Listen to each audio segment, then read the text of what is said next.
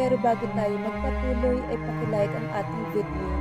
Ganun din ang subscribe button, pati na rin ang bell icon para lagi kayong updated sa mga parating ko pang mga uploads.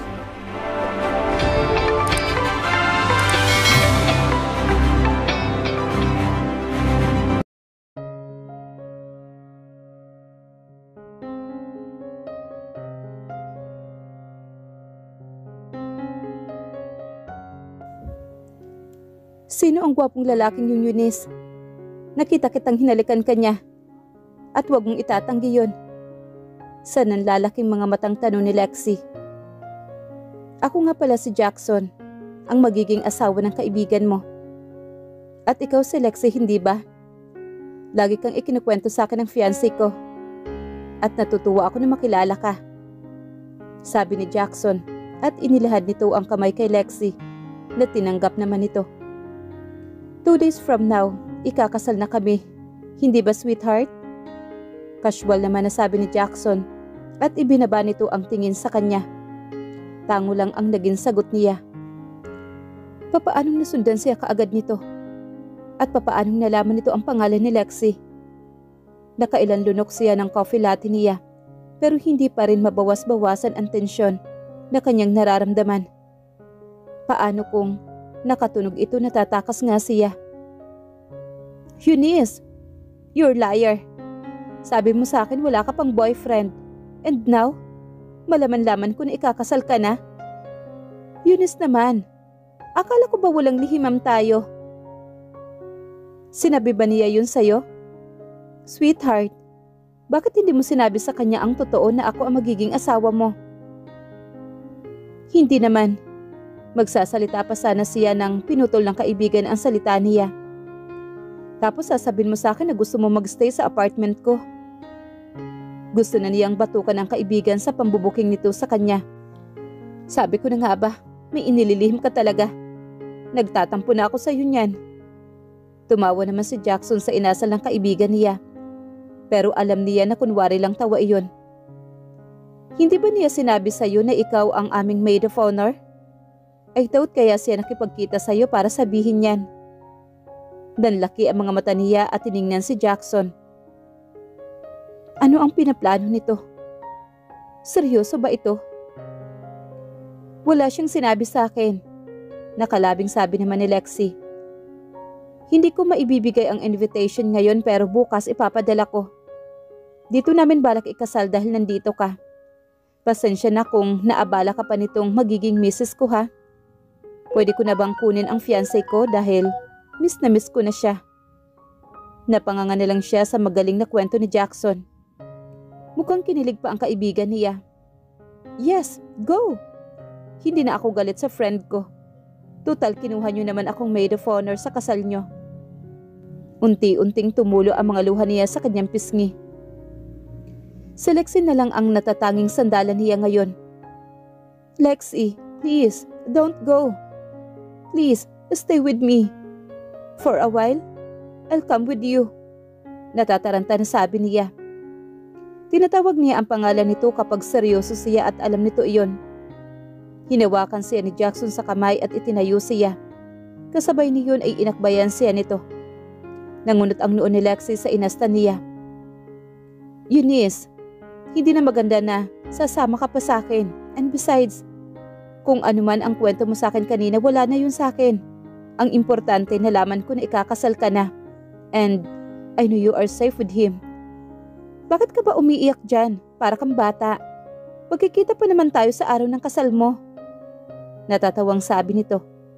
Nilapitan siya nito at pinunasan nito ang kanyang mga luha. Kung alam lang nito ang totoo. Pero natatakot siyang sabihin dito ang katotohanan. At ayaw niyang madawit ang kanyang kaibigan. Hinigpitan ni Jackson ang pagkakaakbay sa balikat niya na para bang sinasabi nito na huwag siyang magkakamali.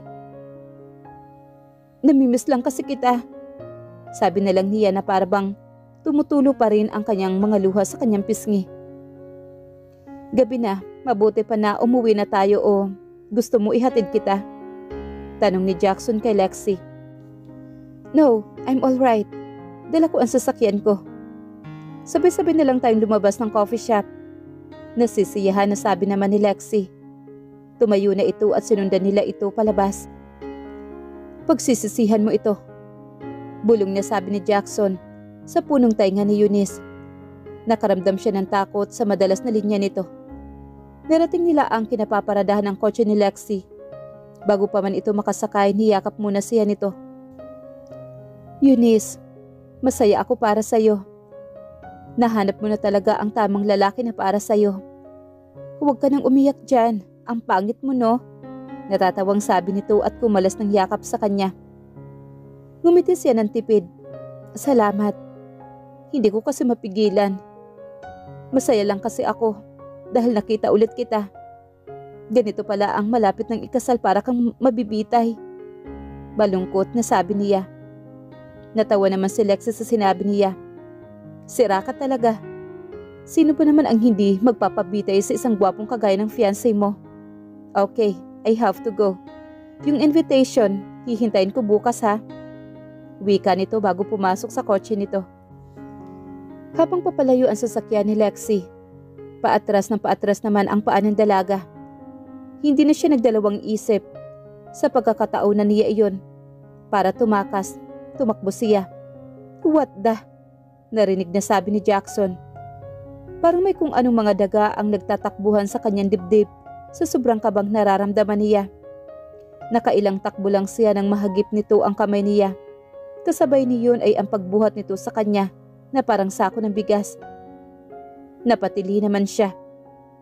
Put me down, you monster! Sigaw niya rito.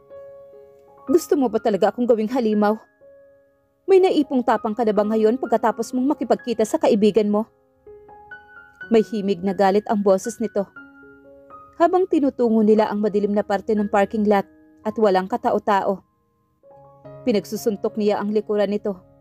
Dahil sa ginawa niya, pinalo nito ang pang-upo niya na ikinasigaw niya. Manya ka talaga! Gusto mong ipakita ko kung gaano ako kasama?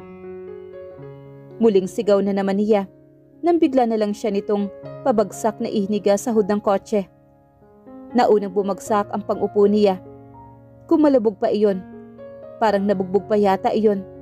Habang ang dalawang paa naman niya ay nakababa. Dumukwang ito at itinukod nito ang dalawang kamay sa pagitan ng kanyang mukha. Napakawalang puso mo! Sigaw niya dito. So halimaw pa rin talaga ako, sabi niya sa kaswal na boses. Tumingin naman si Eunice sa kanyang mga mata. Malalim, madilim at kakaibang lamig. Gusto niyang sigawan ito pero hindi siya makapagsalita sa takot. Handa na ang lahat. At ngayon, gusto mo na namang tumakas? Gusto mo bang ipahiya ang pamilya ko sa binabalak mong hindi pagsipot sa kasal? Galit na salubong ang kilay na sabi nito. Wala akong sinusubukang gawin. Bakit hindi? Ito ang huling pagkakataon mo para tumakas. Ang akala mo siguro hindi kita masusundan? Hinahanap ka ni Elena. Mabuti na lang at tinawagan niya ako. Alam mo ba kung anong gulo ang gagawin mo, ha? Muntik na matangay sa Elena ng mga kung sino sa kakahanap sa'yo. Nagulat siya sa sinabi nito. Okay lang ba si Elena? May kasalanan naman talaga siya. Dahil iniwan niya ito kanina na mag-isa. Alam niya ang pakiramdam na hinaharas at ang pagtangkaan na halayin. Kaya nagagalit si Jackson ay dahil sa kaalamang muntik nang may masamang mangyari kay Elena. At siya naman ang pinagbubunto na ng galit nito. Alam niyang lasing na si Elena nung iniwan niya ito. Hindi siya nakasagot sa sinabi nito. May karapatan naman talagang magalit ito. Ano bang kailangan kong gawin para umayos kang babae ka? Bakit hindi ka kumilos na may kahihiyan? Tatanungin mo ba ako? Galit niyang sabi dito. Kaya simula ngayon, kumilos ka na maayos at disenteng babae. Hanggang sa may kung anong matigas na bagay siyang naramdaman sa kanyang puson, pataas sa kanyang dibdib. Nanlaki ang mga mata niya sa nakita. Isang baril. Tumayo ito at itinutok nito ang baril sa kanya. Natigilan siya. Papatayin ba siya nito? Alam mo, wala akong masyadong pasensya sa mga babae na katulad mo, lalo na sa'yo. Wala akong pakialam kung kaakit-akit ka. Pero hindi kita gusto. Bakit ka may baril? Hindi niya pinapansin ang mga sinasabi nito. Mas binigyan niya ng pansin ang bagay na iyon na nakatutok sa kanya. Stupid, aren't you? Of course, I'm a businessman. Anong malay ko kung may bigla na lang papatay sa akin nang wala akong kasamang bodyguard? Are you trying to kill me? Nanginginig na tanong niya rito. Matalim niya itong sinulyapan. At bakit hindi? And besides, lagi mo na lang pinaiinit ang ulo ko. I realized na mas mabuti pang mamamatay ang nobya ko kaysa kumalat ang balitang hindi sumupot ang nobya ko sa kasal namin. Sabi nito at mukhang seryoso. Baliw ba talaga siya? Pag kinalabit mo yan, maririnig nila ang pagputok niyan at makukulong ka. Banta niya dito. Ngumisi naman ito. This handgun is a silencer. No one knows if I'll shoot you right now. Makukulong ako kamo? Magkano ka lang ba? Makakakuha ako ng magaling na abogado. At sa posisyon kong ito, this is the advantage of being mayaman at makapangyarihan. Please, Jackson, don't. Halos mangiyak-ngiyak siya sa takot sa mga sinasabi nito. Paano na lang kung kalabitin nito ang gatilyo? Hindi pa niya nahanap ang ina niya. Hindi pa siya pwedeng mamatay. At ngayon natatakot ka? Go on. Nagtatapang-tapangan naman na sabi niya. Bumuntong hininga siya at sinubukang pakalmahin ang sarili. Pero nanginginig pa rin siya sa takot. At ang totoo, isa siyang basang sisiw na natatakot ngayon. Ito ba ang tunay na pagkatao ni Jackson? Na kinatatakutan ni na Lula Maria at ng ama ni Jackson? Tumatapang ka na din ngayon. Tingnan natin kung hanggang saan ang tapang mo. Sabi nito at unti-unti nitong kinalabit ang gatilyo. Ipinikit na lang niya ang kanyang mga mata. Kasabay nito ay ang pagbuhos ng masaganang luha sa kanyang pisngi. Nakakagulat na pagkatapos ng kapalaran, tiniis niya ang kanyang kasawian nang walang reklamo. Pagod na siya sa lahat. Open your eyes. Panuurin mo kung paano kang mamatay sa mga kamay ko. Galit na wika nito. Umiling-iling naman siya. Sabi ko, buksan mo ang mga mata mo. Para itong may parehong senaryo kay Ramon. Wala sa sariling iminulat na niya ang kanyang mga mata. At nakita niya ang mga mata nito na nakatitig sa kanya. Narinig na lang niya ang pagklik ng gatilyo na ikinasigaw niya. Kasabay nito ay ang muling pagpikit ng kanyang mga mata. Napamura naman si Jackson. Malakas siyang napasigaw. Nang walang kahirap-hirap nitong binaliktad ang katawan niya padapa sa hood ng kotse. Muli siya nagmulat ng mga mata. She was alive. Hindi natuloy ang balak nitong pagpatay sa kanya. Hindi na rin ito hawak ang baril nito. Napasinghap siya na makita niya ang taong nakaupo sa shotgun seat sa loob ng kotse at mahimbing na natutulog. Si Elena iyon. Wala itong kamalay-malay sa ginagawa ni Jackson na pambababoy sa pagkatao niya. Tama lang na hindi nito mahalin ang demonyong si Jackson dahil hindi karapat-dapat ito kay Elena. Naramdaman niya ang katawan ni Jackson sa kanyang likuran. Hinawakan nito na mahigpit ang buhok niya. Napaigik naman siya sa sakit. Makinig kang mabuting babae ka. Hindi kita papatay ng ganoong kaaga. Pahihirapan muna kita. Pumasok-pasok ka sa tahimik kong buhay. Kaya dapat lang na panindigan mo. Jackson, please. Pagod na ako sa ginagawa mo. Kung gusto mong patayin ako, patayin mo na lang ako. Totoo yun. Pagod na siya. Not so fast, woman. May kailangan pa ako sa'yo. Mariing wika nito. Ano ba kasi yun? Malalaman mo din. Huwag ka na magbabalak na tumakas. Mapapagod ka lang. If you disobey again, mas matinding parusa ang matatanggap mo. Pagkasabi niyon, muli niyang naramdaman ang mga labi nito sa likuran ng kanyang leeg. Kinakagat-kagat siya nito. Please stop. Oo, susunod na ako. Hindi na ako tatakas. I promise. Just don't do this to me.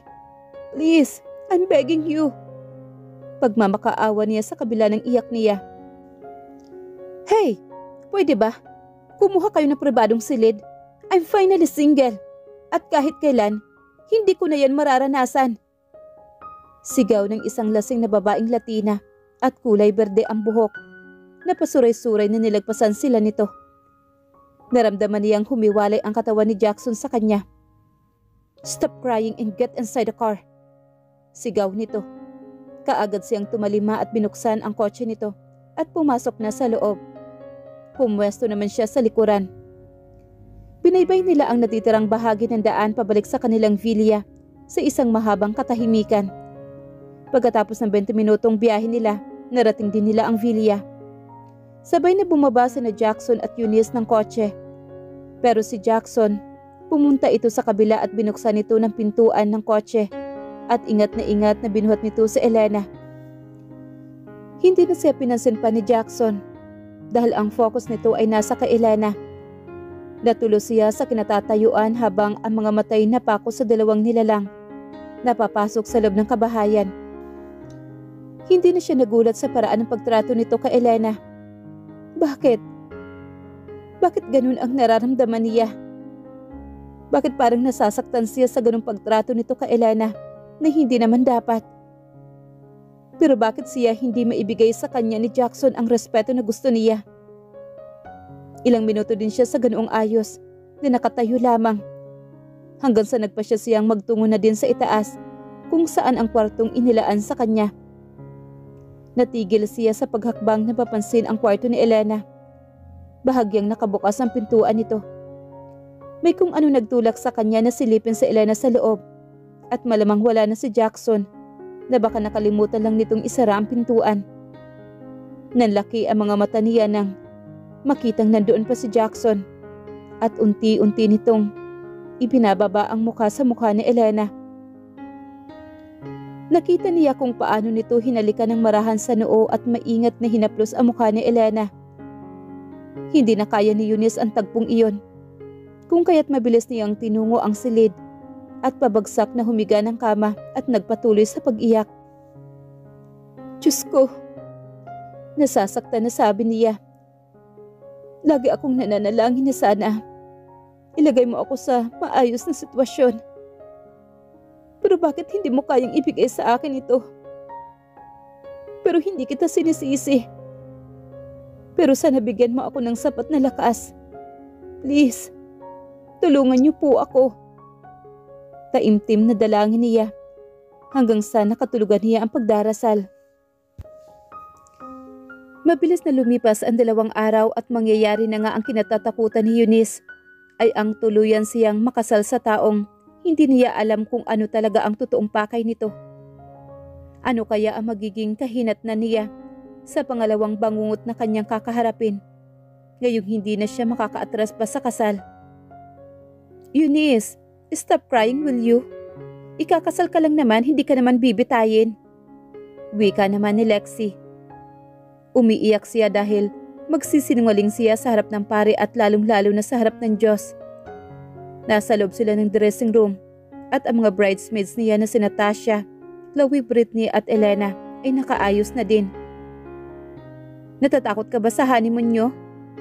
Huwag mong isipin ang sinabi ni Debbie na halimaw sa kama ang pinsan ko. Gentleman ang pinsan ko, trust me. Napapalatak naman na sabi ni Elena. Habang nagtatawanan naman ang mga pinsan nila ni Jackson, napalabi naman siya sa sinabi nito. Hindi naman kasi yun ang ikinaiiyak niya. Eunice, huwag ka nang umiyak. Pang-aalo naman sa kanya ni Lola Maria. Pero Lola, ayaw ko pa pong magpakasal. Impit na bulong na sabi niya habang walang tigil sa pag-iyak. Eunice, everything's gonna be alright, trust me. Sabi naman nito. Huwag ka na mag-isip ng kung ano-ano pa, kinakabahan ka lang. Wait, tatawagan ko si Jackson. Sabi naman ni Chloe. Huwag Chloe, Alam mo naman na hindi makikita ng groom ang bride niya sa araw ng kasal. Dito hanggat hindi sila nagkikita sa simbahan. Pigil naman na sabi ni Elena. Wow ha, nagpapaniwala ka lang dyan sa mga pamahiin. Nakakatuwa ka. Naniniwala ka ba sa kalokohan na yan? Natatawang sabi naman ni Chloe. Ano ka ba, Chloe? Maraming ibig sabihin ang ilang pamahiin. Depensa naman ni Elena. Okay, if you say so. Sabi na lang ni Chloe, tanda ng pagsuko nito. Mabuting tao si Jackson. Sabi naman ni Tita Beatrice na lumapit din sa kanya. I don't know why on earth I should be crying. I suppose there's nothing to cry about, right? Sabi niya at pinahid ang kanyang mga luha. She was very an emotional person. Walang sino man ang babaeng pinangarap na makasal sa taong hindi ka mahal. At lalong-lalo na sa hindi mo mahal. Wala din ang kanyang ina na maghahatid sa kanya sa altar. Hinanap din nila ang kanyang ina. Nagdahilan na lamang ang mga magulang ni Jackson na tutol ang ina niya sa pagpapakasal niya sa binata. Yes, you are right, Iha. So stop crying now, okay? You're beautiful. Masisira lang ang ayos mo niyan. Sabi naman ni Lola Farah, ang hipag naman ni Lola Maria. Nauna na sa simbahan ang mga magulang nila Jackson at ang mga pinsan nito. Halika na, hinihintay na tayo. Okay, mag-pictures muna tayo. Yakag naman ni Lola Farah. Inayayahan nito ang iba na magpakuha silang lahat ng litrato. She was not in the mood, kaya lahat ng ngiti niya ay puro pilit lang. Sana nga lang hindi mapagkakamali ng litrato ang mga peking ngiti niya. Lumabas na silang lahat at tinungo ang limousine na maghahatid sa kanya sa simbahan. Ang iba naman ay nagkanya-kanyang sakay na lang. Lumipas ang 5 minuto narating din nila ang simbahan. Napahawak siya sa kanyang dibdib dahil sa mga nagkikislapang kamera na walang tigil sa pagkuha ng litrato sa kanya. May celebrity bang dumalo sa kasal? Ang mga katanungang iyon ng kanyang isip ay hindi masagot ng kanyang utak. Nauna nang pumasok ang mga bridesmaids at ang iba pang mga abay.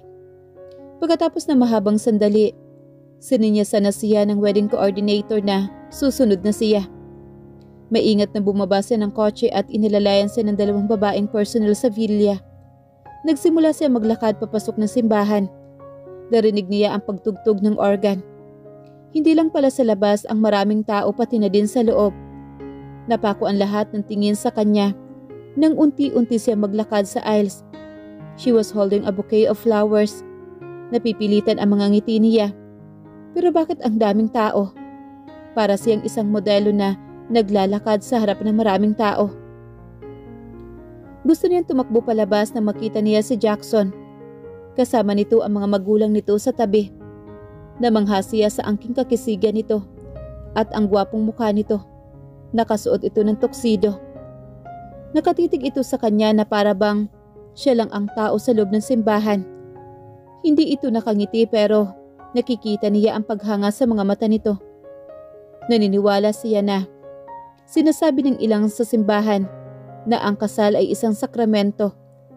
Hindi niya alam kung ano ang ibig sabihin nito pero hindi niya kayang hulaan. Ang mga tao ay ginagawang mabuhay ng 2 sa 2 at ang pag-ibig ay nangangailangan ng isang bagay na higit pa sa bukod na nangangailangan ito ng isang regalo para sa buhay. Isang regalo para sa pag-ibig. Walang lalaki o babae ang maaaring gumalang sa ibang lalaki na hindi gumagalang sa buhay. At ang panggalang sa buhay pag-ibig dito, ang pagmamahalan at paggalang sa isa't isa, ang susi sa matagumpay na pagsasama. Pero hindi silang dalawa ni Jackson ang nabuhay at hindi mutual ang kanilang pakiramdam. Ang pagkabata ni Eunice ay hindi naging masaya. Nakakalungkot iyon. At ngayon bilang isang may sapat na gulang na, ay hindi pa rin siya nasisiyahan. Ngumiti siya na mapait. Dahil sa realisasyong iyon, hindi niya mapigilang mapaluhang muli. Nasa simbahan siya ngayon at nagpapakasal sa isang estranghero. Hindi niya naramdaman nag-iisa siya sa buong buhay niya at si Jackson doon mukhang naiinis ako sa kanya. Sana patay na lang ako. Habang papalapit siya ng papalapit dito, Pasikip naman ang kanyang dibdib. Labag sa kalooban niya ang pagpapakasal kay Jackson. Ilang sandali pa ay tuluyan na siyang nakalapit sa altar. Nakipagbisuhan naman siya sa mama ni Jackson at nakipagyakapan naman siya sa papa nito. Hindi na niya maintindihan ang sinasabi ng mga ito. Pagkatapos niyon, umalis din agad ang mga ito. Kailangan ba talagang ganito katagal bago marating ng bride ang groom niya? Sabi naman ni Jackson. Nang hawakan nito ang kamay niya. Nagtawa na naman ang mga tao sa loob ng simbahan sa sinabi nito. Pero siya naman, wala na siyang ibang naririnig pa. Kung hindi ang puso niyang parang nagkakarera sa bilis ng pintig niyon. Okay, let's begin the ceremony. Nakangiting sabi naman ng pare. Faster, Father, I can wait enough. Sabi ulit ni Jackson na muling nagtawanan ang mga tao. Malakas kasi ang pick up ng mikropono, kaya naririnig nila ang sinasabi nito. Bumaling ang tingin ni Jackson sa kanya. Kinakabahan ka ba, sweetheart? Tanong nito na tila paaw sa boses nito. Ang mga tingin nito ay para siyang nilalamon ng buo. Pilit ang ngiting tumango siya rito.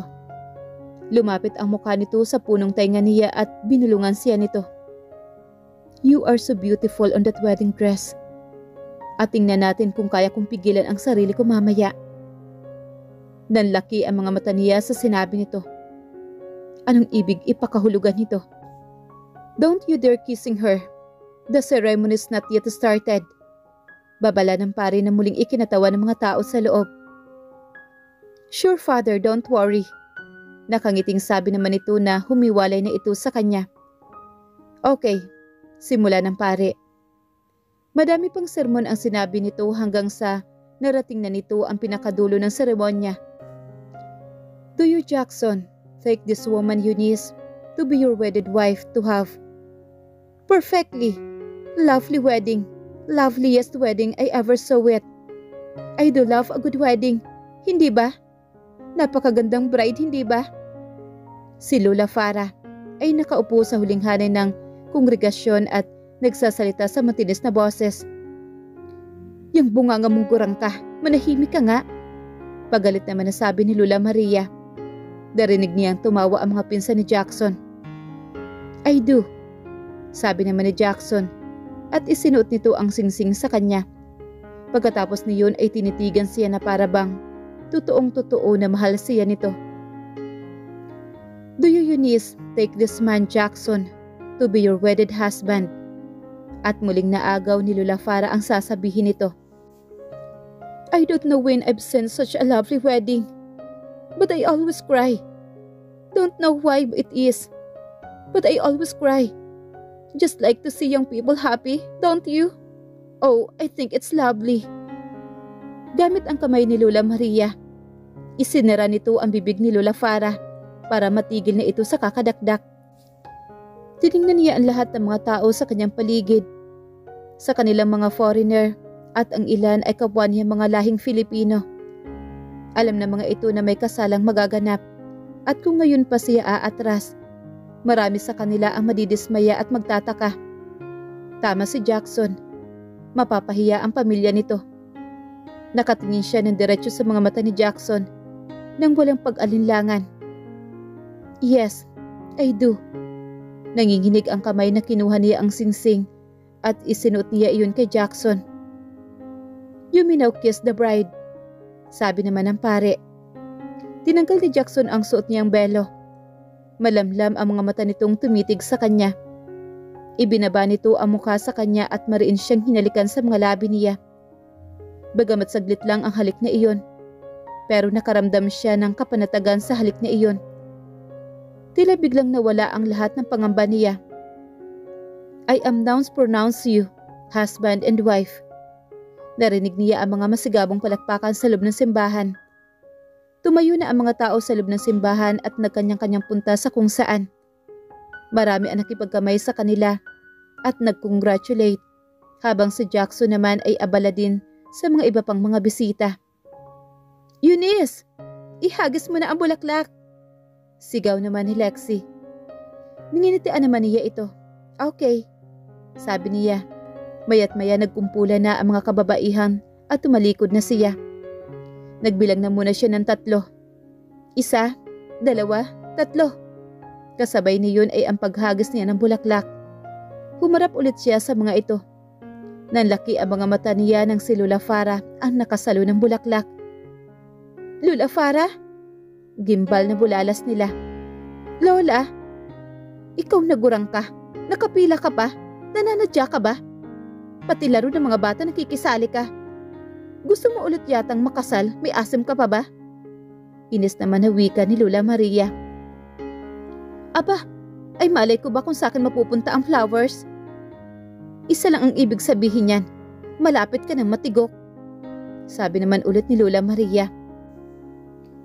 Hi pretty old lady, I'm Peter. I'm willing to put the garter on your legs. Nakangiting sabad ng isang foreigner na matandang lalaki. Nagkatinginan silang lahat dito. Si Lola Maria hindi mapigilan ang matawa sa reaksyon ni Lola Farah.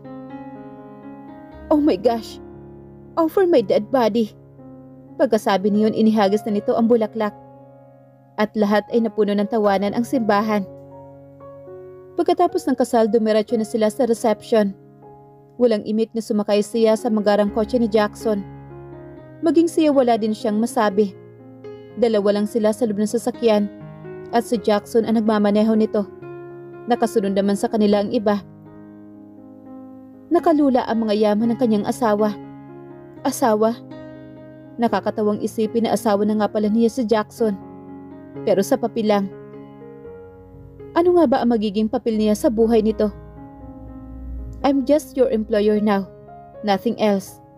Kapag kuwan ay sabi nito nang hindi nakatingin sa kanya at nakatutok lang ang mga mata nito sa daan. Nababasa ba nito ang utak niya? O baka naman, isa lang ang tumatakbo sa isipan nila. Sinasabi na nga ba niya na kahit kailan hindi na mababago ang turing nito sa kanya? Hindi na siya maniniwala pa sa mga sinasabi nito. Okay, maikling tugon niya na ang mga mata ay nasa tintin na bintana ng kotse nito. Brace yourself, bitch. Ito ang lahat ng resulta ng iyong pinaghirapan. Sarkasmong sabi nito. Napangisi naman siya. Bumaling siya dito at tiningnan ito na masama. You know what, Jackson? If you blame me all this time, hindi mo na dapat ako pinakasalan in the first place.